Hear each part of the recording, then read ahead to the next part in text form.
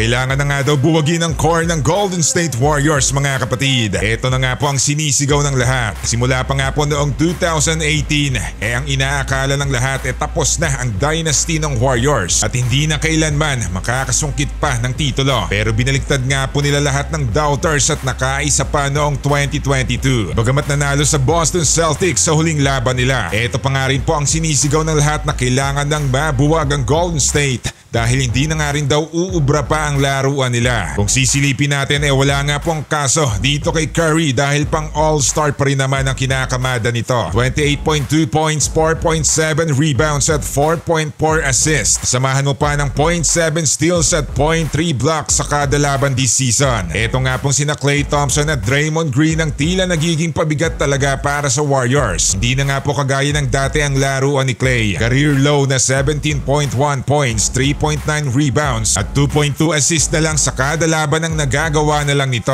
Malayo nga po yan sa last year na performance niya mga kapatid. Ito namang si Green humahabol pa, lalo pang nagiging pasaway ngayon. Kakaumpisa pa lamang ng season, 5-game suspension agad ang napala niya. Biruin mo ba namang biglang sinakal niya si Gobert? Overreaction nga po ang ginagawa niya para sa kanyang mga kakampi. Tapos hindi lang yan, ito pa ang mas malala dahil indefinite nga po ang suspension niya dito sa pagkakaswing niya kay Nurkic. Animoy na napak na rin si Green ito.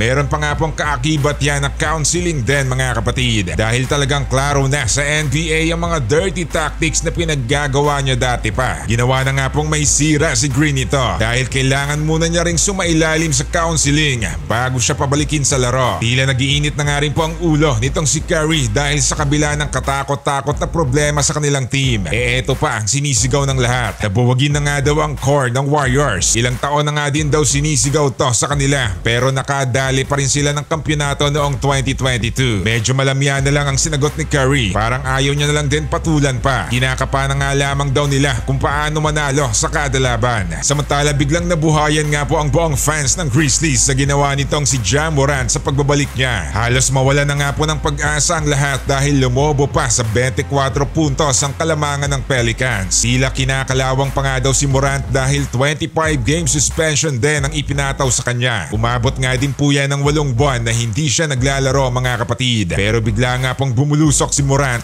at naka-buzzer beater pa. Nadali pa nga po nila ang New Orleans sa kanilang home court. Nakahinga ng malalim ang Grizzlies na sana'y panibagong talo na naman para sa kanilang team. Parang biglang bumalik ang sigla ng Memphis kapag nandyan ang kanilang star na si Morant. Pero tila huli na nga rin po ang lahat sa kanilang 7 wins at 19 losses na para makaabot sa postseason. Ang problema nga po para sa Grizzlies etong kakabalik pa lamang galing sa suspension at injury pa ni Ja Morant. Bagamat kaya namang ilaro ni Ja, madami nga din po sa kanilang lineup ang hindi nakakalaro na ng dahil nga sa injury. Isang taon na nga din pong wala si Steven Adams dahil sa knee injury. Wala rin nga pong Brandon Clark last season pa ng dahil naman sa Achilles injury. Wala nga rin pong Marcus Smart na nagpapakita. 11 games lang so far ang nilalaro niya this season. Talagang kulang na kulang nga po sila sa pyesa para makahabol man lang hanggang postseason. Kahit pa makahabol malamang sa malamang hindi rin sila tatagal dahil mga key player din ang puro injured. Kung aasa nga lamang po sila kay Morant at ibababad siya ng husto, baka kalaunan madali nga po ulit ang iniinda niyang injury. Medyo masakit nga po to para sa mga solid fans ng Grizzlies pero wala silang magagawa kundi i-enjoy na lang din ang magandang pagsisimula ni Ja Morant